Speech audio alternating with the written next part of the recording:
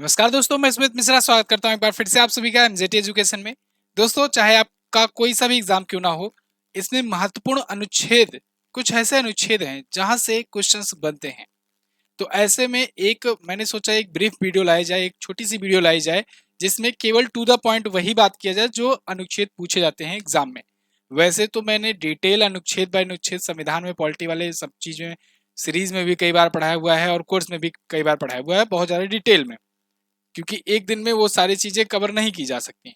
लेकिन एग्जाम के point of view को देखते हुए, एग्जाम की मांग को देखते हुए और आप लोग को थोड़ा सा जल्दी में कम समय में कंटेंट को देखते हुए आज मैं एक वीडियो लेकर के आया हूं आपके लिए, जिसमें आप बहुत ही कम समय में उन चुनिंदा चुनिंदा, जिसे कहते हैं एग्जाम टाइम पर लास्ट टाइम पे रिव्यू करके जाना, उन चुनिंदा चुनिंदा अनुच्छेदों को आप देख सकोगे, जिसके माध्यम से आपको, जैसे होता ना कि ये फॉर्मूला है, उसका ये पहला अक्षर बता दिया जाए तो आपको याद हो जाएगा वो चीजें।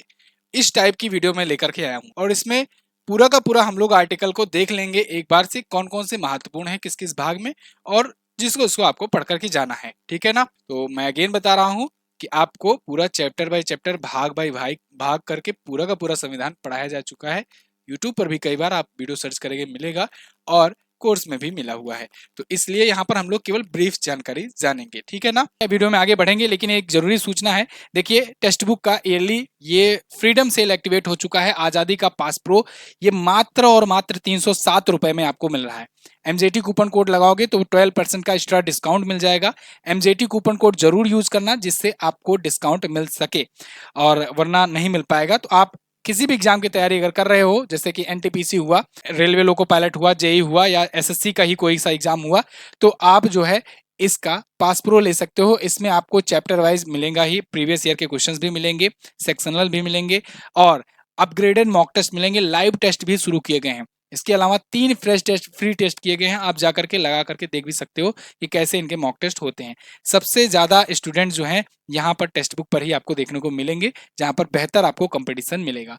तो लिंक डिस्क्रिप्शन में है, आप एमजेटी कूपन कोड जरूर यूज करना जिससे आपको डिस्काउंट मिल सके। ठीक है? वरना डिस्काउंट नहीं मिलेगा। 12% का और एक्स्ट्रा डिस्काउंट इस पर आपको मिल जाएगा। चलो, तो शुरू करते हैं महत्वपूर्ण अनुच्छेद, इंपॉर्टेंट आर्टिकल भारतीय संविधान का। अच्छा, एक चीज डाउट आता है भारतीय संविधान का, जब भी महत्वपूर्ण अनुच्छेद की बात होती है ना, महत्वपूर्ण अनुच्छेद की जब भी बात होती है,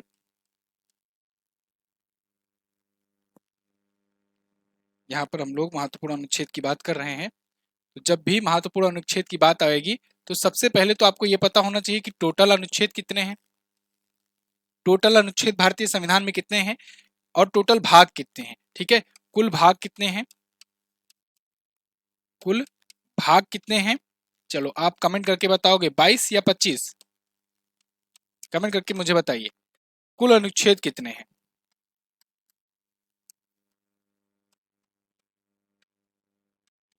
कुल अनुच्छेद कितने हैं? 395 या 470 प्लस? कमेंट बॉक्स में बताइए। इसमें लोगों को डाउट रहता है, जब कभी के एग्जाम में पूछ लिया जाता है भारतीय संविधान में कुल कितने भाग हैं, ठीक है, तब जब फोर्सली पूछा जाए कुल कितने भाग हैं और ऑप्शन में आपको 22 ना दिया जाए, तब आप क्या लगाओगे? तो वहीं पर कंफ्यूज हो जाओगे आप कि 22 हर जगह पढ़ते आए हैं, यहाँ पर तो ऑप्शन में 25 दिया है, आंसर की आती है, आंसर 25 पर लगा होता है, आप कंफ्यूज हो जाते हो कि 25 आंसर की कैसे आ गया, ये तो मतलब ऑब्जेक्शन करने लायक क्वेश्चन हो गया है, ये तो गलत आंसर कर दिया आयोग ने। नहीं, आप देखो, आपको थोड़ा सा अधूरी इसके बारे में हो सकता है जानकारी हो। देखो, 22 भाग तो हैं संविधान में, लेकिन कुछ सब पार्ट में हैं। सब पार्ट बोले तो जैसे पार्ट में होता है ना ए, जैसे फॉर एग्जांपल मैं आपको बताता हूं, अनुच्छेद अनुच्छेद जैसे 4 का जोड़ा गया, अनुच्छेद 4 का सॉरी भाग 4 का जोड़ा गया, अनुच्छेद 51 का कहो किसको, अनुच्छेद 51 का जोड़ा गया। ठीक है? तो ये जोड़ा गया जब ना, तो ये बाद में जोड़ा गया, तो इसके लिए क्या किया उन्होंने कि एक अलग भाग ही बना दिया। अनुच्छेद 51 का में मौलिक कर्तव्यों को जोड़ा गया 42वें संविधान संशोधन 1976 में, तो उसके तहत एक नया भाग भी जोड़ा गया साथ ही साथ में, भाग 4 का जोड़ा गया। क्योंकि दोस्तों भारत में नीति निर्देशक तत्व थे 36 से 51, तो 51 के बाद ही, नीति निर्देशक तत्वों के बाद ही ऐसा सोचा गया कि अगर यहीं पर रखा जाए मौलिक कर्तव्यों को तो परफेक्ट जगह होगी इसके लिए। तो इस वजह से अनुच्छेद 51 का क बनाया गया, एक सब आर्टिकल बनाया गया और उसी वजह से एक सब पार्ट बना करके उसको ऐड किया गया, तो भाग 4 का क हो गया। तो ये जो 4 का क हुआ, जो ये सब पार्ट हुआ, ये भी तो क्योंकि एक पार्ट है, बाद में जुड़ा भले सही, लेकिन एक पार्ट तो है, तो ये भाग 4 में ही तो है, लेकिन 4 का क है, एक अलग पार्ट है, मौलिक कर्तव्य के बारे में ऐसे व्याख्या करी गई। ऐसे ऐसे ही 4 जोड़े गए, 4 जोड़े गए, लेकिन चूंकि एक बाद में हटा दिया गया, भाग 7 का हटा दिया गया, इसी वजह से क्या किया गया कि अभी 3 बचे हुए हैं, तो 22 3 करोगे तो 25। तो अगर आपसे पूछा जाए सब पार्ट समेत कितने हैं, कुल कितने, तब आप बताएंगे 25 भाग हैं, जिसमें सब पार्ट भी शामिल हैं। लेकिन अगर आपसे पूछा जाए टोटल अनुच्छेद कितने हैं, तो ऐसे तो आर्टिकल होते हैं 395, लेकिन चूंकि जैसे कि मैंने आपको बताया ना, ये 51 का आप सुनते भी होगे कि 19 का ए, 19 का बी, 19 के सी में लिखा गया, 19 के डी में लिखा गया है, ये चीजें ठीक है ना। मौलिक अधिकार हुआ, ठीक है, प्रेस की स्वतंत्रता हुआ, ये सब चीजें 21 का मतलब ये ए बी सी डी जो भी होता है, ये सभी सब पार्ट को, सब आर्टिकल्स को, ये सबको भी अगर मिला लिया जाए, ठीक है, तो अगर सब आर्टिकल को मिला लिया जाए तो 470 प्लस चला जाता है, लेकिन चूंकि मेन आर्टिकल जो है वो 395 ही है। तो अगर केवल आपसे पूछा जाए कितने अनुच्छेद हैं संविधान में, तो आप 395 बताएंगे। अगर 395 अगर है ऑप्शन में तो 395 ही लगाना है, अगर 22 भाग है ऑप्शन में तो 22 ही लगाना है, अगर 22 नहीं है तब 25 पर जाना आपको, अगर 395 नहीं है तब 470 प्लस पर जाना आपको। ठीक है ना, ये बात क्लियर हो गई। चलो अब हम लोग आगे बढ़ते हैं, तब आपको आसान हो जाएगा समझना। ओके, चलिए आगे। संघ और उसके क्षेत्र, देखो संविधान में 22 भाग हो गए, 22 भागों को हम लोग जानेंगे, लेकिन अब इस 22 भागों में मैं स्किप कर करके बताऊंगा, ठीक है। यहाँ पर मैंने आपको बता दिया, चूंकि ये वीडियो है महत्वपूर्ण अनुच्छेदों की, तो यहाँ पर महत्वपूर्ण अनुच्छेद और महत्वपूर्ण भाग कौन कौन से हैं केवल उनको बताया जाएगा। इसमें टोटल कोई जरूरी नहीं है सभी अनुच्छेद आए, कोई जरूरी नहीं है सभी भाग आए, ठीक है, क्योंकि सभी भाग सभी अनुच्छेद यहाँ पर कॉन्सेप्ट मैंने क्लियर कर दिया, लेकिन चूंकि ये वीडियो केवल इंपॉर्टेंट आपको लास्ट टाइम रिविजन पर्पज के लिए है, तो इस वजह से हम लोग इंपॉर्टेंट देखेंगे। चलो, तो भाग 1 में दोस्तों, भाग 1 जो है संघ और उसके क्षेत्र के बारे में, इसके बारे में वर्णन किया गया है, और ये अनुच्छेद 1 से अनुच्छेद 4 तक चलता है। लेकिन इसमें जो सबसे ज्यादा पूछा जाता है वो अनुच्छेद 1 और अनुच्छेद 3 है, जो इंपॉर्टेंट है, ठीक है। अगेन मैं बता रहा हूं, देखो 1 से 4 तक है, लेकिन केवल 1 और 3 के बारे में यहाँ पर मैंने दिया हुआ है। संघ का नाम और क्षेत्र, भारतीय संघ का नाम और क्षेत्र, इसके बारे में, सीमाओं के बारे में, इन सब चीजों के बारे में भाग से 1 से 4 तक रखा गया है कि कितना सीमा होगी, कैसे कब्जा किया जाएगा, कैसे निष्कासित करना है, या फिर जो भी है उनके क्षेत्र का निर्धारण, ठीक है, उनके बॉर्डर का निर्धारण, नए राज्यों का गठन, मौजूदा राज्यों के क्षेत्रों, सीमाओं और नामों में अगर परिवर्तन करना हो, जैसे नए राज्यों का गठन, जैसे मान लो सिक्किम को हम लोगों ने 1975 में 16 मई को ऐड कराया, ठीक है, ऐसे ही और भी गोवा को हम लोगों ने पुर्तगाल से छुड़वा करके ऐड कराया, ठीक है। तो ऐसे जो है पीओके को भी हम लोग ले रहे हैं 370 के तहत, तो अलग मामला पड़ गया। तो क्षेत्रों के सीमाओं और नामों में परिवर्तन, नाम में परिवर्तन आप देखते ही रहते हो, अक्सर किया जाता रहता है। और जो भी राज्य हैं उनके क्षेत्र कहाँ कहाँ पर, राज्य अलग भी होते हैं। आप 1960 में 1 मई को ले लो, गुजरात और महाराष्ट्र अलग हुए, ठीक है ना। ऐसे ही आप ले लो 1 नवंबर को, 1 नवंबर सन 2000 में क्या अलग हुआ, मध्य प्रदेश से छत्तीसगढ़ अलग हुआ। इसके बाद 9 नवंबर वो आया, 9 नवंबर को कौन अलग हुआ, उत्तर प्रदेश से उत्तरांचल अलग हुआ, ठीक है, उत्तरांचल आगे चल करके उत्तराखंड बना 2007 में, तो 9 नवंबर सन 2000 को उत्तराखंड अलग हो गया है उत्तर प्रदेश से। फिर उसके बाद 5-6 दिन बाद फिर बिहार से झारखंड अलग हो गया, 28वां राज्य बना। आगे चल करके 2 जून 2014 को आंध्र प्रदेश से तेलंगाना अलग हो गया। तो ये सब चीजें जो है ना, जब क्षेत्रों की सीमाएं बटी, अलग हुआ, उनका नाम हुआ, उनके नामों में परिवर्तन हुआ, अलग राज्य बना, ये सब चीजें अनुच्छेद 3 में कहा गया है, ये इंपॉर्टेंट है, पूछा जाता है। चलो अनुच्छेद 10, देखो यहाँ पर पहुंच जाते हैं, नागरिकता, जहां पर ये संघ और उसके क्षेत्र खत्म होते हैं भाग 1 से, अनुच्छेद 1 से 4 में, उसके बाद दूसरा भाग शुरू हो जाता है, अनुच्छेद 5 से 11 तक चलता है। 5 से 11 तक नागरिकता यानी कि सिटीजनशिप के बारे में वर्णन किया गया है। अब देखो सिटीजनशिप में आप अनुच्छेद 10 याद रखेंगे, नागरिकता के अधिकारों की निरंतरता इसमें कहा गया है। अनुच्छेद 11 में संसद कानून द्वारा नागरिकता के अधिकार को विनियमित करने के लिए है, ये मतलब संसद में यह अधिकार दिया गया है। नागरिकता भारत में दोस्तों एकल नागरिकता का प्रावधान है, दोहरी नागरिकता का प्रावधान नहीं है यहाँ पर, ठीक है। और हम लोग यहाँ पर संघ के लिए क्या है, अगर इसमें बात करें तो संघ के लिए हम लोग यूनियन शब्द का यूज करते हैं, ये बड़ा पूछा जाता है, जबकि अमेरिका वगैरह वो लोग फेडरेशन का यूज करते हैं यूनियन शब्द के लिए, लेकिन हम लोग यूनियन का करते हैं, ठीक है ना। एक चीज और मैं बताना चाहूंगा, ये संघ और उसके क्षेत्र में भारत जो है ये विनाशी राज्यों का अविनाशी संघ है, मतलब विनाशी राज्यों का अविनाशी संघ, ये पूरा लाइन याद रखिएगा, ये डायरेक्ट एग्जैक्टली लाइन पूछा जाता है। विनाशी राज्यों का अविनाशी संघ का मतलब ये हुआ कि हम लोग राज्यों में तो विनाशी हो सकते हैं, विनाश मतलब तोड़ना फूटना विनाश होना, तो हम लोग राज्यों का विनाशी तो कर सकते हैं, मतलब कई राज्यों में टुकड़े टुकड़े मतलब टूट टूट सकते तो हैं, लेकिन अविनाशी संघ है। ओवरऑल जो होगा ना वो भारत के अंदर ही रहेगा। ऐसा नहीं होगा कोई राज्य यहाँ से टूट करके पाकिस्तान में कहे कि हम तो पाकिस्तान के साथ विलय कर लें, ऐसा नहीं होगा। अगर राज्य टूटेंगे, ठीक है, तो वो भारत में ही रहेंगे, भले से अपने 2 राज्य हो जाए 3 राज्य हो जाए, लेकिन भारत में ही रहेंगे। तो ये विनाशी राज्यों का अविनाशी संघ है, मतलब संघ जो है वो भारत, वो अविनाश नहीं होगा, ठीक है ना, ये याद रखिएगा। यूनियन के लिए हम लोग, संघ के लिए यूनियन सब यूज करते हैं, वो लोग फेडरेशन करते हैं। आगे अनुच्छेद 11, संसद कानून द्वारा नागरिकता देने के लिए संसद जिम्मेदार होगा 10 साल के लिए। ये सब प्रोसेस मैं आपको डिटेल में बता चुका हूँ, ठीक है। 10 साल यहाँ पर रहो, सब कुछ ठीक ठाक रहे, पूरा प्रोसीजर ठीक ठाक रहे, तब फिर तुमको नागरिकता दे दी जाएगी। या फिर आप यहाँ पर पैदा हुए हो, आपके या तो माता पिता यहाँ के हों, या तो माता या पिता में से कोई एक हो, या तो आप 1900 जब 47 हुआ, जब आजाद हुआ, उसके पहले में कोई माता या पिता आपके यहाँ पर हो। ये सब पूरा प्रोसीजर है, ये सब मैं आपको बता चुका हूँ, उतने नहीं जाना है हम लोग को, आर्टिकल देखना है, ठीक है ना, बहुत डिटेल में नहीं पढ़ना संविधान। चलो अब आ जाते हैं मौलिक अधिकारों पे, सबसे ज्यादा क्वेश्चन यहीं से बनते हैं। भाग 3 है, भाग 3 पार्ट 3 संविधान का मौलिक अधिकार, अनुच्छेद 12 से 35, ठीक है, अनुच्छेद 12 से 35 ये है भाग 3 मौलिक अधिकार। सबसे ज्यादा क्वेश्चन यहीं से बनता है, जिसमें अनुच्छेद 14 से 18 जो है ये समानता का अधिकार दिया गया है। समानता का अधिकार कोई भी आएगा तो आप इस पे आएंगे, ठीक है ना।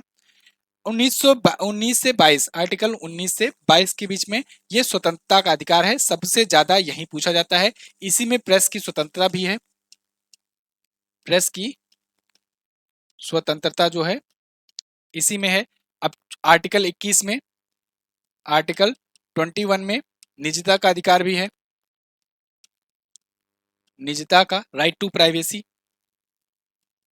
ठीक है ना, ये भी ध्यान रखिएगा। आर्टिकल 21 में निजता का अधिकार है, राइट टू प्राइवेसी, ठीक है। और अभी अभी तो मैंने आपको अमिताभ बच्चन वाला एक केस समझाया था शायद, उस पर मैंने वीडियो बनाई हुई थी। अमिताभ बच्चन ने एक जो होता नहीं कि पब्लिक इंटेलेक्चुअल प्रॉपर्टी को लेकर के, तो इंटेलेक्चुअल प्रॉपर्टी राइट्स जो है वो भी इसी में आएगा।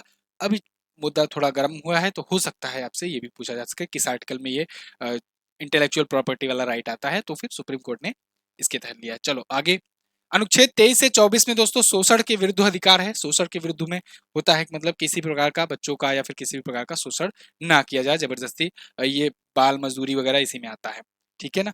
जो चाइल्ड लेबरशिप होता है ना, वो इसी में आता है। 25 से 28 धर्म की स्वतंत्रता का अधिकार है। आपने अभी हिजाब वाला मुद्दा सुना था, कर्नाटक में हिजाब पर बैन लगाया गया था, वो मुद्दा गरमाया था, तो उसमें बार बार बात हो रही थी 25 से 28 की, ठीक है ना। इसकी बात हो रही थी कि क्या ये मतलब कि संविधान के तहत क्या ऐसा अप्रूवल दिया गया है कि वो पहना जा सके, तो ऐसा नहीं था उसमें, ठीक है ना। लोग मुद्दा इस पे उठा रहे थे कि हमें धर्म की स्वतंत्रता का अधिकार है, धार्मिक पहनावे का भी है, अपने धर्म को प्रमोट करने का भी अधिकार है, लेकिन उसमें ये देखा गया कि क्या ऐसी चीजें हैं जो बहुत ज्यादा जरूरी हैं, ठीक है। मतलब इसमें मैंने आपको वीडियो बना करके बताया भी था कि उसमें ये भी कहा गया है धार्मिक स्वतंत्रता का अधिकार कि आप अपने धर्म का प्रचार करो, अपने धर्म के वस्त्रों को पहनो, लेकिन राइट टू कोड, जो मतलब कोड, जो क्या कहते हैं उसे, लैंड ऑफ द लॉ, ठीक है। लैंड ऑफ द लॉ मतलब जहां पर आप जा रहे हो वहां के लिए नियम क्या है, उसको अवहेलना ना हो, इसी को लेकर के सुप्रीम कोर्ट और में तक अभी बहस जारी ही है। कुछ दिन पहले अभी फैसला भी आया था, लेकिन उसमें चूंकि आधा आधा का रेशियो था, तो इसलिए अभी फिर भी मुद्दा चल ही रहा है, उसका रिजल्ट नहीं आया ठीक ठाक से, ठीक है। चलो, तो 29-30 ये सांस्कृतिक और शैक्षिक अधिकार है, शिक्षा संबंधी अधिकार, ठीक है, सांस्कृतिक कल्चर को लेकर के है। अनुच्छेद 32 से 35 ये संवैधानिक उपचारों का अधिकार, खास करके अनुच्छेद 32 जो है, आर्टिकल 32 याद रखिएगा, ये संवैधानिक उपचारों का अधिकार है। और अभी यहां से क्वेश्चन पूछा गया था, संवैधानिक उपचारों का अधिकार, ठीक है ना, अभी इसे से क्वेश्चन पूछा गया था।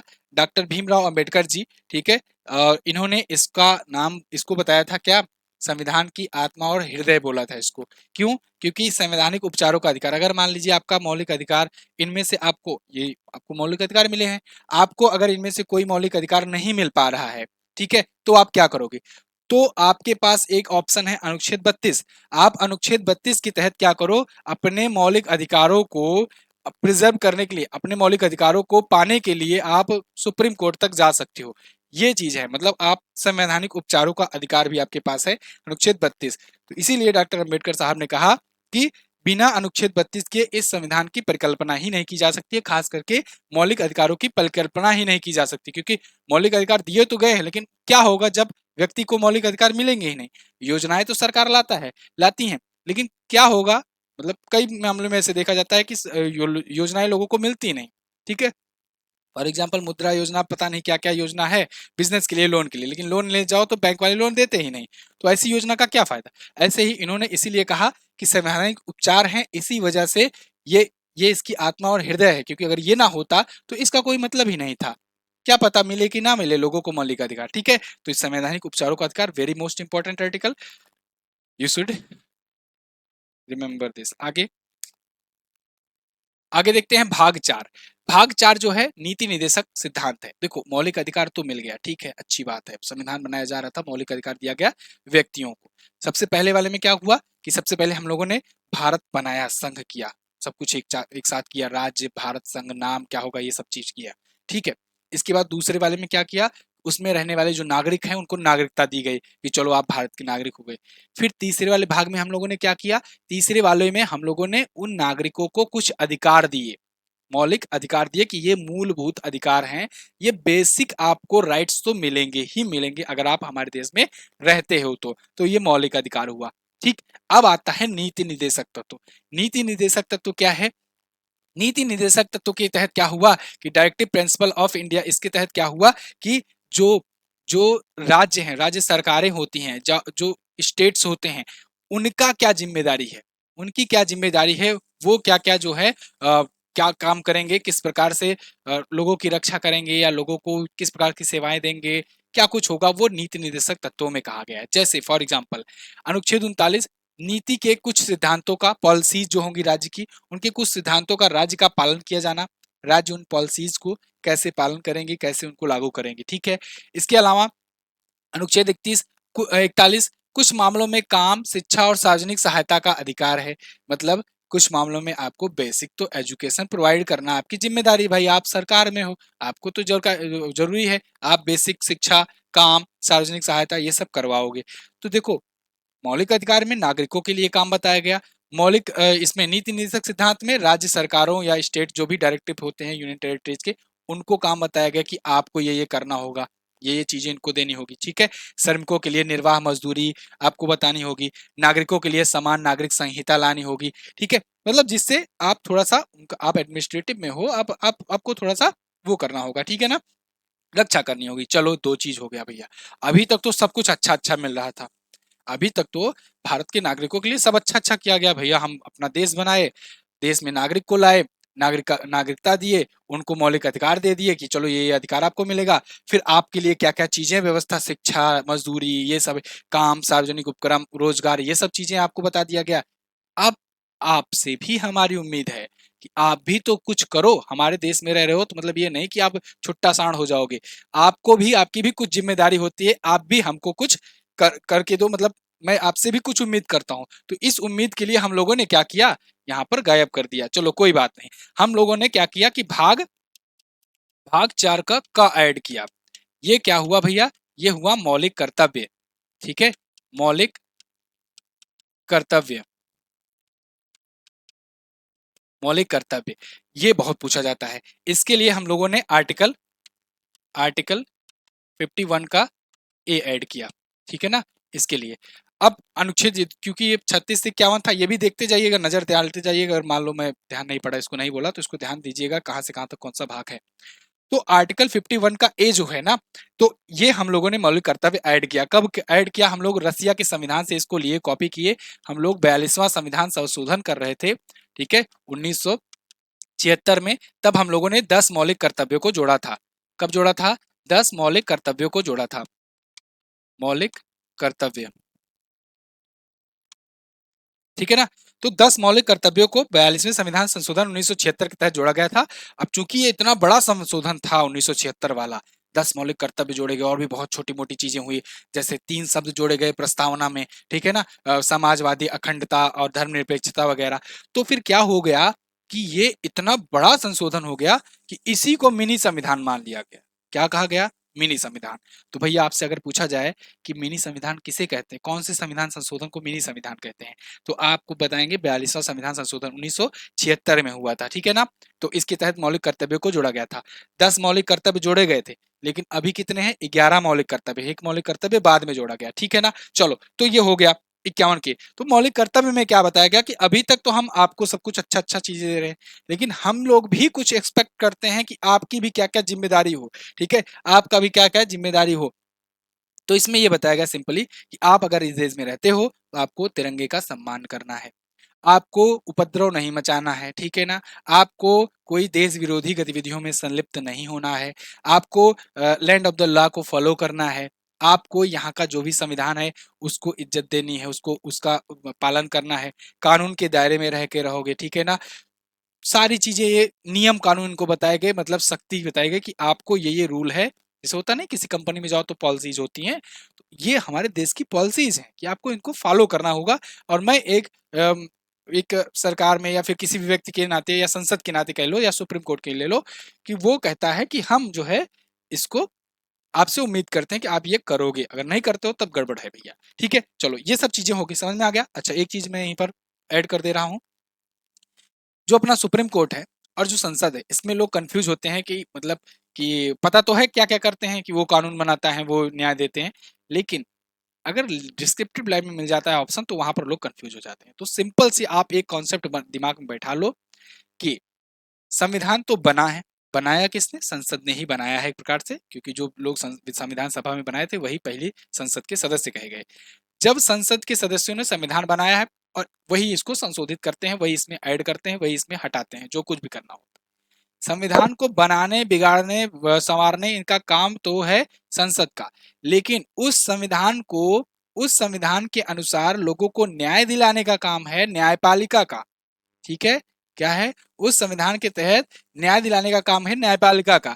अब न्यायपालिका काम तो है, लेकिन काम कैसे करेगी, न्यायपालिका जो काम करेगी वो वो जो है वो क्या करेगी, वो अपना न्याय सुनाएगी, वर्डिक्ट सुनाएगी, लेकिन उस न्याय को लागू कराने का जो काम है वो काम पुलिस का होता है, ठीक है ना। कि जो ऑर्डर आया उसको लागू कैसे, उसको फॉलो कैसे कराना है। मान लो कोई अपराधी को न्याय सजा सुनाई गई, फिर अपराधी वो फरार हो गया, या फिर अपराधी कह रहा नहीं हम नहीं जाएंगे, हम तो गुस्से में बैठे हैं, तो पुलिस का काम है कि गुस्से में हो तो आओ तुम्हारा गुस्सा उतारते हैं जेल में, ठीक है, बिताओ कभी यहाँ पर, ठीक है, एक दो रात, उसके बाद फिर आपका गुस्सा उतरेगा, फिर आपको जेल में ले जाया जाएगा, ठीक है। तो लेकिन ये भी है कि सजा पुलिस नहीं देगी, सजा देगी सुप्रीम कोर्ट या हाई कोर्ट या जो भी जुडिशरी सिस्टम है, न्यायपालिका है, वो देगी, ठीक है। और नियम कौन बनाएगा, नियम संसद बनाएंगे। चलो आगे पहुंच जाते हैं। अब हम लोग बड़े बड़े लोगों की तरफ चलते हैं, अभी तक नागरिकों की बात हो रही, अब आ जाते हैं बड़े बड़े चचा लोगों के पास। संघ की कार्यकारिणी और संसद, संघ की कार्यकारिणी और संसद,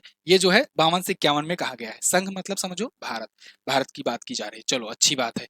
संघ की कार्यपालिका कैसे होगी, पूरा का पूरा स्ट्रक्चर इसमें बताया गया है 52 से 78 तक के बीच में, ठीक है, 52 से 78। अब यहाँ पर ये रेंज दी गई है, रेंज से आप थोड़ा सा आइडिया लगा पाओगे, ऑप्शन को एलिमिनेट कर पाओगे। ऑप्शन अगर आपके सामने रखे गए ना, उसमें से आप आराम से एलिमिनेट कर सकते हो कार्यपालिका, ठीक है।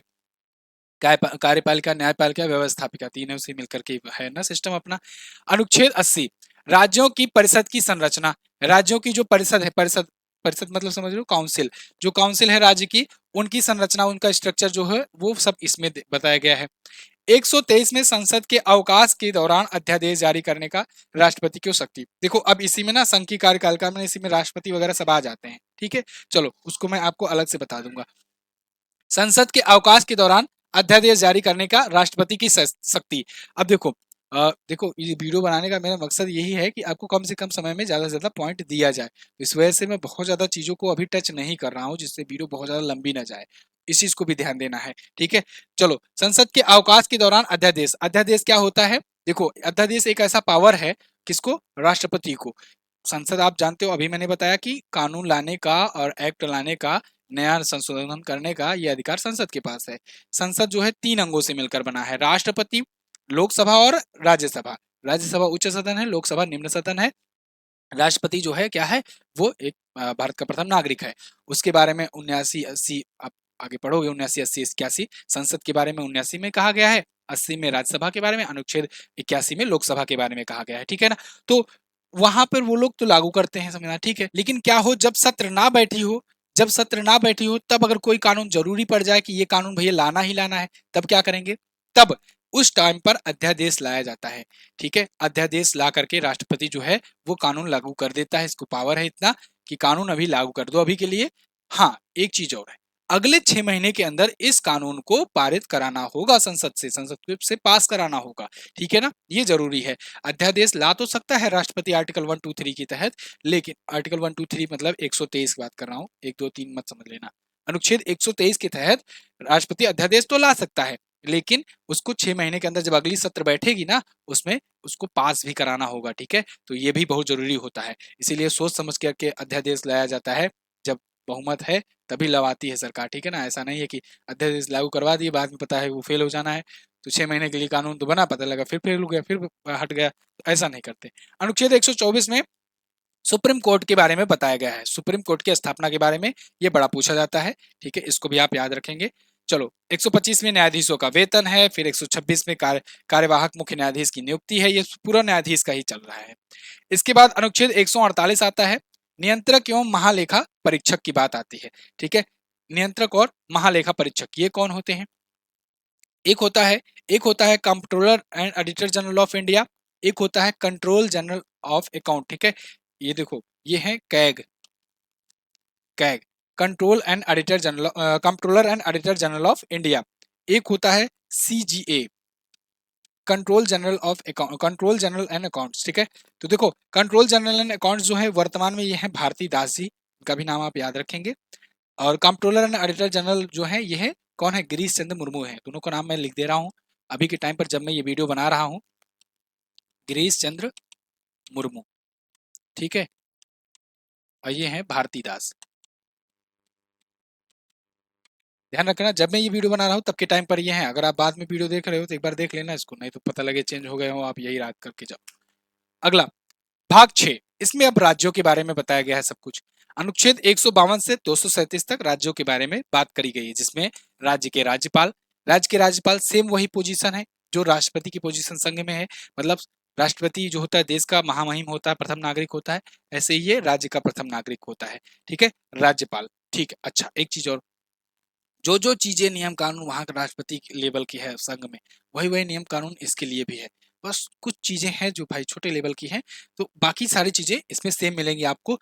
तो आप बिल्कुल रिलेट कर पाओगे, जैसे वहां पर राष्ट्रपति, लोकसभा और राज्यसभा है, ऐसे ही राज्यों के लिए क्या है, राज्यपाल, विधानसभा और विधान परिषद है। ठीक है, यहाँ पर विधान परिषद उच्च सदन है, वहां राज्यसभा उच्च सदन था। यहाँ पर विधानसभा जो है निम्न सदन है, आम सदन है, वहां पर लोकसभा आम सदन और निम्न सदन होता है। आम सदन मतलब जहाँ के जो नागरिक हैं, जहाँ के जो सदस्य हैं वो आम जनता के द्वारा चुन करके जाते हैं, इसलिए उसे आम सदन कहा जाता है। ठीक है ना, तो लोकसभा भी आम सदन है जहां पर हम लोग वोटिंग करते हैं संसद भैया लोगों को, तो संसद भैया लोग जाते हैं कहाँ पर, लोकसभा में। और जो विधायक जो लोग होते हैं उनको विधायिका में भेजा जाता है। ठीक है, सांसद को चुनते हैं तो सांसद जाता है संसद में, संसद मतलब लोकसभा में। ठीक है, और विधायक लोग को चुनते हैं तो वो जाते हैं विधायक क्या, वहां पर विधानसभा में। ठीक है, तो विधायक लोग विधानसभा में जाएंगे, और वहां पे कहाँ पे जाएंगे, विधानसभा में जाएंगे, और वो होंगे विधायक भैया। ठीक है, विधानसभा मतलब क्या, लेजिस्लेटिव असेंबली। ठीक है, तो ये मेंबर हुए तो member of legislative assembly, short form में बोलते हैं एमएलए। ठीक है, पिक्चर में सुनते तो हो आप एमएलए, लेकिन पता नहीं है एमएलए क्या होता है। और जो एमपी होते हैं, मेंबर ऑफ पार्लियामेंट, वो जो पार्लियामेंट के जो सदस्य होते हैं वो मेंबर ऑफ पार्लियामेंट। ठीक है, राज्यसभा के जो सदस्य हैं उनको भी सांसद कहा गया है, लोकसभा के जो सदस्य हैं उनको भी सांसद कहा गया है। दोनों होते हैं सांसद ही, लेकिन सांसद शब्द कहीं पर लिखा ही नहीं गया संविधान में। ठीक है, उनको कह दिया गया कि संसद के सदस्य हैं तो चलो सांसद कह लेते हैं, लेकिन संसद के सदस्य ही कहे जाएंगे। ठीक है, जो सांसद आप लोग चिल्लाते हो। ठीक है, तो member of parliament, member of legislative assembly आपको समझ में आ गया। अगला है महाअधिवक्ता, राज्य के महाअधिवक्ता, अनुच्छेद 165, ये इंपॉर्टेंट है, याद रखिएगा। अच्छा, महाअधिवक्ता समझाऊं इससे पहले मैं आपको महान्यायवादी समझा देता हूँ।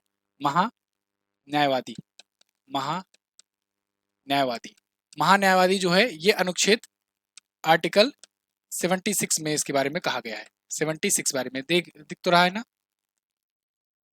आर्टिकल 76 के बारे में महान्यायवादी के बारे में कहा गया है। महान्यायवादी क्या होता है, अटॉर्नी जनरल ऑफ इंडिया होता है, अटॉर्नी जनरल ऑफ इंडिया। ये कौन होते हैं भैया, महान्यायवादी, अटॉर्नी जनरल ऑफ इंडिया, मतलब ये जो सरकार का, जो केंद्र सरकार होती है उसको भी वकील चाहिए, उसके भी कई जगह लफड़े होते हैं।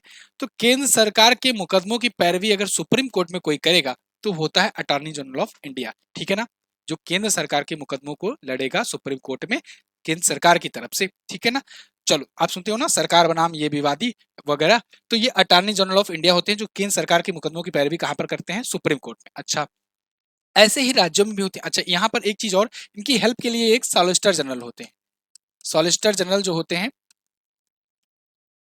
ये महान्यायवादी अटॉर्नी जनरल के ही हेल्प के लिए होते हैं, सॉलिसिटर जनरल ऑफ इंडिया। अच्छा, बहुत अच्छी बात है। महाअधिवक्ता, ये क्या करता है, ये राज्य सरकार के, ये राज्य सरकार का वकील होता है। वो केंद्र सरकार का वकील, ये राज्य सरकार का वकील। तो ये राज्य सरकार का वकील होता है और राज्य सरकार के मुकदमों की पैरवी हाईकोर्ट में करता है। कहां पर करता है, हाईकोर्ट में, हाईकोर्ट में, ठीक है। ये अनुच्छेद 76 में कहा गया है और ये अनुच्छेद 165 में कहा गया है। काम वही है, देख लो। ये सुप्रीम कोर्ट में करेगा पैरवी, ये करेगा हाई कोर्ट में पैरवी, ठीक है। राज्य सरकार की, वो केंद्र सरकार की। क्लियर। राज्यों के लिए हाई कोर्ट अनुच्छेद 214 में कहा गया है, ये बहुत बार पूछा गया है, तो ये आप याद रखेंगे, ठीक है। राज्यों के लिए high court, total high court की संख्या कितनी है भैया, 25 है। 25वां हाई कोर्ट कौन सा है, अमरावती हाई कोर्ट, आंध्र प्रदेश वाला। 25 हाई कोर्ट है। अच्छा, अगर आपसे पूछा जाए सबसे ज्यादा बैठकें कहां पर लगती हैं किस हाई कोर्ट में, तो आप बताएंगे गुवाहाटी हाई कोर्ट। अगर सबसे बड़ा न्यायालय पूछा जाए कि मुकदमों के मामले में सबसे बड़ा न्यायालय कहाँ, जुडिशरी सिस्टम कौन सा है, तो दुनिया का सबसे बड़ा है इलाहाबाद हाई कोर्ट, ठीक है ना। दुनिया का सबसे बड़ा है इलाहाबाद हाई कोर्ट, हल्के में मत लेना, सबसे ज्यादा मुकदमे यहीं पे विवाद यूपी बिहार वाले करते हैं ज्यादा। चलो, तो 233 जिला न्यायाधीशों की नियुक्ति है, इसके बारे में कहा गया है। जिला न्यायाधीश मतलब आप सुनते हो ना, जो सत्रीय न्यायालय होता है, एक आप हाई कोर्ट सुने होंगे, ठीक है, उच्च न्यायालय, एक सुप्रीम कोर्ट सुने होंगे, सर्वोच्च न्यायालय, एक होता है जिला वाला हाई कोर्ट जहां पर जाते हैं हम लोग, ठीक है। तो वहां पर क्या होता है कि सत्रीय न्यायालय उसे कहा जाता है। क्या कहा जाता है, सत्रीय न्यायालय, याद रखिएगा। चलो, अधीनस्थ न्यायालयों पर नियंत्रण, ये 235 में कहा गया है, वो उसी के अंतर्गत आते हैं।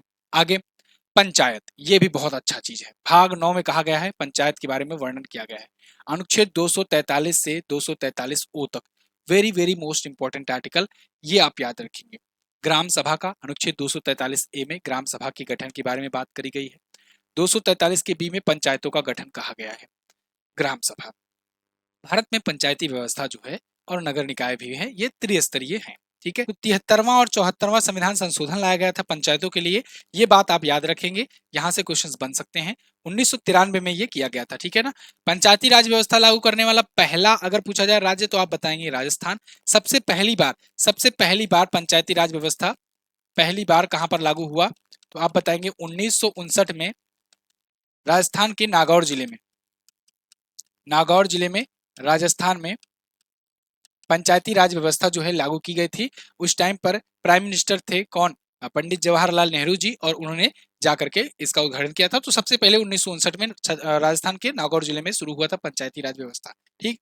बाद में 73वां और 74वां संविधान संशोधन 1993 में आया और उसके बाद फिर धीरे धीरे सब जगह लागू हुआ। त्रिस्तरीय पंचायत वाला जो हुआ यहाँ पे हुआ। अच्छा, बलवंत राय मेहता समिति आप पढ़े होंगे, बताया गया है आपको, ठीक है।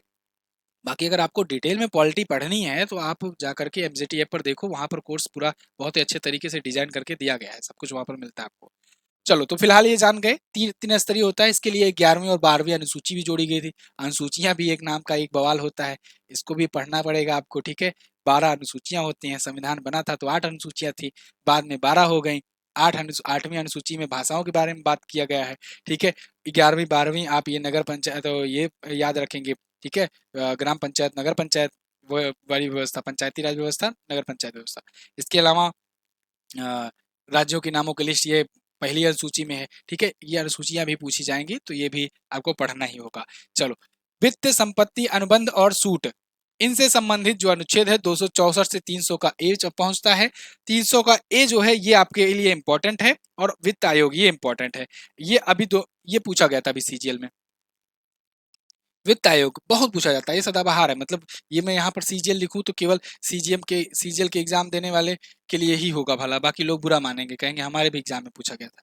ये सदाबहार क्वेश्चन है, ठीक है ना। ये हर एक एग्जाम में आपको देखने को मिलेगा। वित्त आयोग का किस अनुच्छेद में कहा गया है।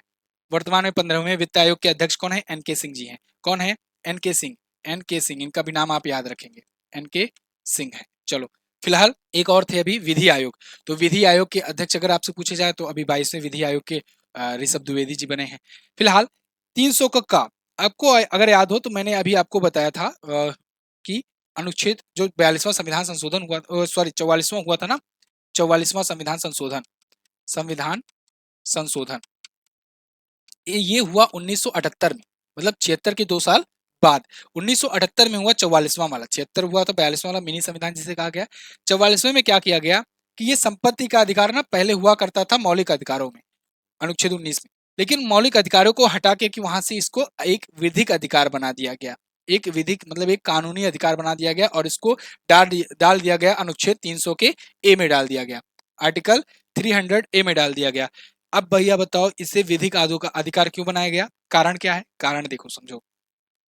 संपत्ति के अधिकार को विधिक अधिकार इसलिए बनाया गया, इसको अगर मौलिक अधिकार में देते तो मौलिक अधिकार क्या है? उसका रूल है कि आपको यहाँ पर मूलभूत अधिकार तो ये मिलेंगे ही मिलेंगे। ठीक है, आप हमारे देश में आ रहे हो, यही तो मैंने आपको शुरुआत में बताया कि ये मौलिक अधिकार आपको दिए जाएंगे।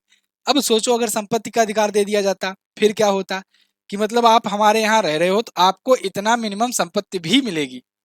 वाह वाह क्या बात है। फिर उसके बाद कोई कहीं कुछ करेगा ही नहीं, भैया हमको इतना मिनिमम संपत्ति तो मिलेगी ही मिलेगी। ठीक है, ये तो हमारा मौलिक अधिकार है। अगर हमारे पास संपत्ति नहीं रहे, भले हम दारू बेच के खा जाए पी जाए, ठीक है, लेकिन फिर भी हमें हमें इतना चाहिए, ये तो हमारे मिले, ये तो हमारा फंडामेंटल राइट है, ये कहेंगे लोग। लेकिन फिर इसको सरकार ने कहा नहीं, गड़बड़ हो रहा है। 1978 के तहत इसका संविधान संशोधन किया गया, इसको एक विधिक अधिकार दे दिया गया। मतलब आपके पास संपत्ति तो हो, आपके पास प्रॉपर्टी हो, ये कानूनी राइट है आपका, लेकिन मौलिक अधिकार नहीं। कोई जरूरी नहीं है आपके पास संपत्ति हो ही, आप भिखारी भी हो सकते हो, आप हो सकता है आप दिवालिया भी हो सकते हो, ठीक है, आपकी संपत्ति कुर्क भी की जा सकती है, ठीक है, गतिविधियों में पाए जाने के कारण। तो ये जो है कानूनी अधिकार होगा, ठीक है ना। मतलब अगर आपके पास संपत्ति है तो आपको संपत्ति दिलाई जाएगी, अगर आप अवैध कब्जा करते हो तो योगी महाराज है, बुलडोजर भी चलाया जाएगा, ठीक है ना। चलो आगे देखते हैं। अगला, केंद्र सरकार और राज्यों के तहत सेवाएं। केंद्र और राज्यों के तहत सेवाएं, अनुच्छेद 308 और 323। देखो अनुच्छेद 312 में कहा गया है अखिल भारतीय सेवा, ठीक है, अखिल भारतीय सेवा यानी कि ऑल इंडिया जो सर्विसेज आप सुनते हो वो है। अनुच्छेद 315 में संघ और राज्यों के लिए लोक सेवा आयोग, ये बड़ा इंपॉर्टेंट है भैया, यूपीएससी सुने हो ना, यूनियन पब्लिक सर्विस कमीशन, ठीक है, यूपीएससी। तो संघ एवं राज्यों के लिए लोक सेवा आयोग के बारे में 315 में कहा गया है। 320 में लोक सेवा आयोग के कार्य बताए गए हैं, ठीक है, 320 में बहुत इंपॉर्टेंट है। 323 में प्रशासनिक न्यायाधिकरण के बारे में बताया गया है, प्रशासनिक न्यायाधिकरण, ठीक है। ये देखो प्रशासनिक न्यायाधिकरण मतलब समझे हो, एक होता है शासन, एक होता है प्रशासन, अंतर जानते हो? एक होता है शासन, एक होता है प्रशासन, ठीक है। प्रशासन क्या होता है? जो प्र से आप ऐसे समझ लो पढ़ा लिखा, ठीक है। शासन कौन होता है? शासन भैया ये नेता लोग, जो कोई जरूरी नहीं है पढ़ा, जहां पर कहीं भी नहीं लिखा गया पूरे पूरे संविधान में कि इनको इतना मिनिमम स्टडी की जरूरत है, मिनिमम इनकी इतना योग्यता होनी चाहिए, कहीं पर भी नहीं लिखा गया है। लेकिन प्रशासनिक जो अधिकारी होते हैं, शासन जो होगा वो क्या करेगा, वो नियम कानून बताएगा, ठीक है, लेकिन प्रशासन जो होगा वो शासन के अंदर में काम करता है, जो शासन कहेगा उसको लागू करवाने का जिम्मेदारी इसकी होती है। तभी तो देखते हो मुख्यमंत्री रातों रात कई डीएम को बदल देते हैं। तो डीएम, एसपी, आईएएस, पीसीएस जो सभी ये सभी जाते हैं, ये सभी प्रशासनिक अधिकारी हैं, ठीक है, एडमिनिस्ट्रेटिव सर्विस में आते हैं। आप आईएएस की तैयारी करते हो, आईएएस मतलब क्या होता है? इंडियन एडमिनिस्ट्रेटिव सर्विसेज, ठीक है, इंडियन एडमिनिस्ट्रेटिव सर्विसेज, ये होता है एडमिनिस्ट्रेटिव मतलब प्रशासनिक है, आप प्रशासनिक सेवाओं के अधिकारी बनते हो, ठीक है। और जो शासन होते हैं वो ये मंत्री विधायक ये सब होते हैं। चलो चुनाव, चुनाव में अनुच्छेद 324 भारतीय चुनाव आयोग के बारे में अनुच्छेद 324 में कहा गया है कि चुनाव आयोग एक स्वायत्त संस्था होगी, इस पर किसी भी प्रकार का, किसी भी सरकार का, किसी भी बड़े पद का कोई दबाव नहीं होगा, निश्चिंत होकर के काम करेगी, ठीक है। पहले तो चुनाव आयोग जो था जब गठन हुआ 1950 में, फिर क्या हुआ कि केवल एक अध्यक्ष हुआ करते थे, एक चुनाव आयुक्त हुआ करते थे, ठीक है ना। बहुत तेज तो नहीं जा रहा हूँ, वीडियो स्पीड स्लो कर लेना अगर तेज लगेगा। तो क्या हुआ कि जब किया गया तो फिर क्या हुआ कि एक ही चुनाव आयुक्त हुआ करते थे। और पहले चुनाव आयुक्त कौन बनाए गए थे? प्रथम चुनाव आयुक्त पूछा जाएगा ये सब। तो प्रथम चुनाव आयुक्त कौन बनाए गए थे? सुकुमार सेन, सुकुमार सेन महोदय, सुकुमार सेन, ठीक है, ये पहले भारत के चुनाव आयुक्त थे। आगे चल करके 1993 में 1993 में क्या कर दिया गया, इसे त्रिस्तरीय कर दिया गया। मतलब त्रिस्तरीय कहें या कहें कि एक मुख्य चुनाव आयुक्त कर दिया गया और उनकी दो सहायता के लिए दो चुनाव आयुक्त कर दिया गया। क्राइटेरिया सब कुछ, कंडीशन सब कुछ सेम ही रखी गई, नियुक्ति प्रक्रिया, कार्यकाल, वेतन सब लगभग समान ही रखा गया, लेकिन बस 3 स्तरीय कर दिया गया नाम के लिए। एक तो होते हैं मुख्य चुनाव आयुक्त, ठीक है, यहाँ पर लिख दे रहा हूं। एक होते हैं मुख्य चुनाव आयुक्त, सीईसी आयुक्त, ठीक है ना, chief election commissioner, chief election commissioner, और दो उनकी सहायता के लिए होते हैं इलेक्शन कमिश्नर, इलेक्शन कमिश्नर। वर्तमान में मुख्य चुनाव आयुक्त कौन है भैया? राजीव कुमार है। कौन है? राजीव कुमार है, ठीक है। अभी इलेक्शन कमिश्नर दोनों जो बाकी हैं वो कौन कौन से हैं? एक इलेक्शन है कमिश्नर है अनूप चंद्र पांडे, अनूप चंद्र पांडे जी, और एक है अरुण गोयल, अरुण गोयल, ठीक है, अरुण गोयल। ये दोनों चुनाव आयुक्त हैं, ये मुख्य चुनाव आयुक्त हैं, ठीक है ना, इनको याद रखिएगा। अनुच्छेद 325 में क्या कहा गया है? धर्म मूल वंश, ये अनुच्छेद 324 इंपॉर्टेंट है। धर्म मूल वंश जाति लिंग के आधार पर किसी भी व्यक्ति या किसी भी विशेष मतदाता सूची में शामिल होने या शामिल होने का दावा करने के लिए अपात्र नहीं होना। सभी को मत करने का अधिकार है, सभी को मतदान करना भी चाहिए। अभी आपने देखा गुजरात में विधानसभा चुनाव चल रहे हैं, वहां पर एक बाबा जी रहते थे जंगल में, उनके लिए एक पोलिंग बूथ बनाया गया, उस जंगल में जाकर के उस एक व्यक्ति के लिए एक मतदान केंद्र बनाया गया, क्योंकि भारतीय संविधान में कहा गया है कि कोई भी व्यक्ति हो किसी भी आधार पर उसे अछूता नहीं रखना है। कोई भी धर्म का हो, कोई भी लिंग का हो, कोई भी जात का हो, कुछ भी हो, आपको वोट कराने का सभी को अधिकार है और मत वोट करना भी चाहिए। 326 लोगों के सदन और राज्यों की विधानसभाओं के चुनाव वयस्क मताधिकारों के आधार पर होंगे। सिंपल है, जो विधानसभाओं के चुनाव जो होंगे वयस्क मताधिकारों के आधार पर इस बारे में कहा गया है। 18 वर्ष से उम्र के ऊपर जो हैं वो सभी मतदान कर सकते हैं, ठीक है। 61वां संविधान संशोधन आया था, उसके तहत क्या किया गया था? 21 वर्ष से आयु घटा करके 18 वर्ष कर दी गई थी मतदान करने की। आगे राजभाषा, ये भी इंपॉर्टेंट है। वीडियो बहुत लंबी जा रही है, चलो कोई बात नहीं। राजभाषा अनुच्छेद शेयर जरूर कर देना भाई, देखो मेहनत से पढ़ाया जाता है तो शेयर कर दोगे तभी मजा आएगा, ठीक है ना, तब मजा आएगा अगला वीडियो बनाने में। अनुच्छेद 343 में, ये 343 याद रखिएगा, बहुत इंपॉर्टेंट। 243 हम लोग पंचायत के बारे में बात किए, 343 भाषा। हिंदी को राजभाषा कहा गया है, राष्ट्रीय भाषा नहीं, राजभाषा कहा गया है। 343 से 351 के बारे में राजभाषा के बारे में कहा गया है। संघ की राजभाषाएं 343 कही गई है, ये सबसे ज्यादा इंपॉर्टेंट है। 345 किसी राज्य की राजभाषा या भाषाएं। भारत में अनुसूची 8 अभी मैंने जिक्र किया था, 8वीं अनुसूची जो है, अनुसूची जो है, ठीक है ना, इसमें 22 भाषाओं का उल्लेख है, 22 भाषाओं का उल्लेख है। कोई भी एग्जाम होता है बड़े लेवल का ना, ऑल इंडिया लेवल का, तो उसमें ये 22 भाषाओं में पेपर बनाए जाते हैं, ठीक है। तो 8वीं अनुसूची में 22 भाषाओं का उल्लेख है, आपसे ये पूछा जाता है कभी कभी। 348 में उच्चतम न्यायालय और उच्च न्यायालयों में प्रयोग की जाने वाली भाषाओं के बारे में कहा गया है, जो कि इंग्लिश ही है, जनरली इंग्लिश ही यूज करते हैं लोग। और इस पर भी एक विवाद हुआ था, मुझे याद आ रहा है, इस पर भी मैंने शायद वीडियो दिया था 1-2 साल पहले, ये बात आई थी, 2-3 साल हो गए शायद। गुजरात हाईकोर्ट में मुद्दा उठा था कि कोई जरूरी नहीं है कंपलसरी होगा हाईकोर्ट में आप अंग्रेजी में ही वो करो, न्याय सुनाओ, या अंग्रेजी में ही आप वकालत करो, सुनो सुनवाई करो।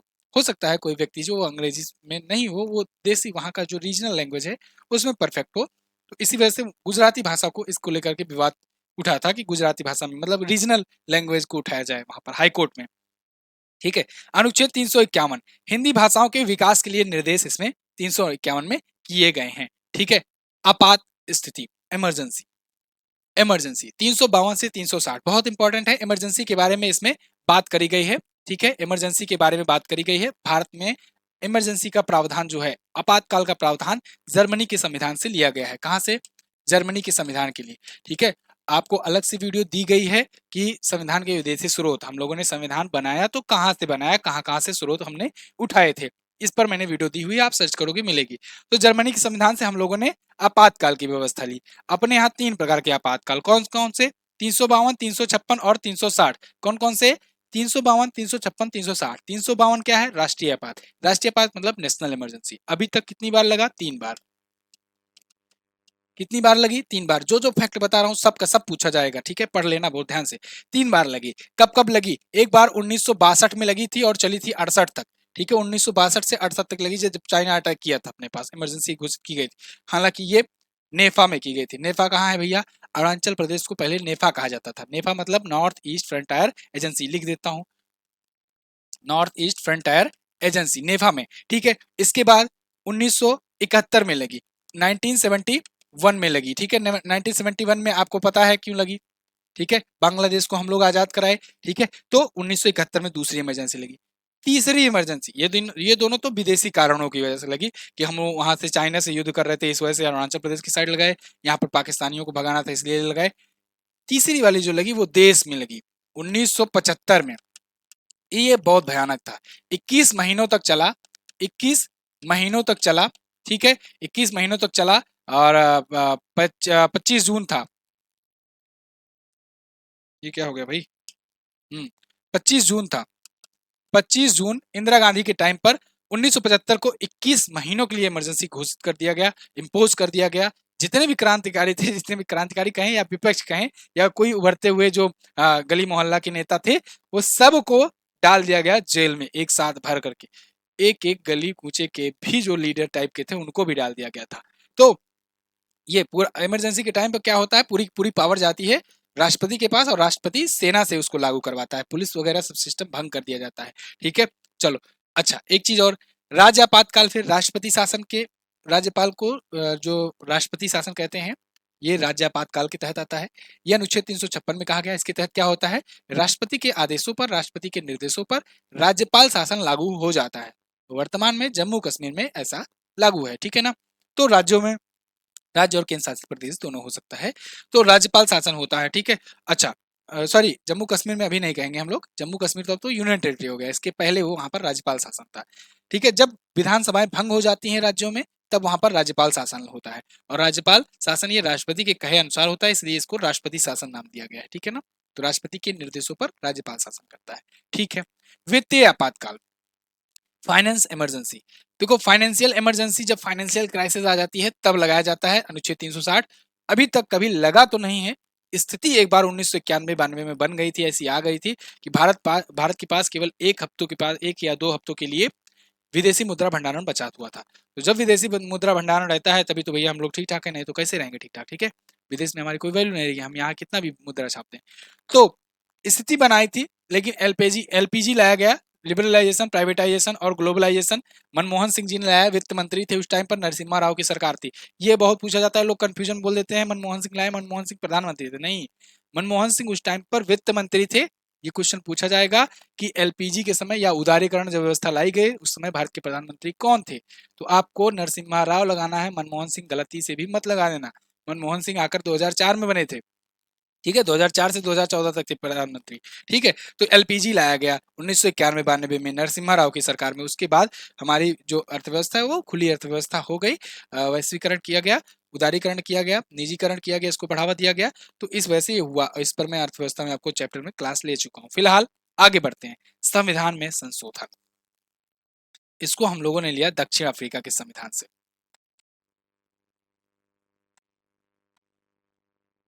ठीक है। दक्षिण अफ्रीका के संविधान से हम लोगों ने अनुच्छेद 368 को उठाया। आर्टिकल 368 ये कहता है कि आप संविधान बनाए हो, चलो अच्छी बात है, लेकिन संविधान बनाए हो जिस टाइम के अनुसार बनाए हो सकता है आगे आने वाला समय बदल जाए, है ना। फॉर एग्जाम्पल 1950 में जो चीजें बनी होगी, जो नियम कानून लाए गए होंगे, अब तो 2020 तक पूरा पूरा काया पलट गया है, सारा सिस्टम ही बदल गया, वक्त बदल गया, जज्बात भी बदल गया, सब कुछ बदल गया। तो इस वजह से ये अनुच्छेद 368 लाया गया, जिसमें संसद को यह अधिकार है कि संसद जो है समय समय पर संशोधन कर सकती है, ठीक है। तो जिसके लिए क्या करना होगा, प्रोसीजर ये है कि भैया पहले बिल लाओ, बिल या तो राज्यसभा में आएगा या तो लोकसभा में आएगा, ठीक है ना। बिल लाया जाएगा और इसमें एक बिल होता है वित्त विधेयक, जो कि फाइनेंस बिल होता है, वो केवल और केवल लोकसभा को अधिकार होता है, लोकसभा ही ला सकती है। बाकी सभी विधेयक राज्यसभा या लोकसभा में कोई भी ला सकते हैं।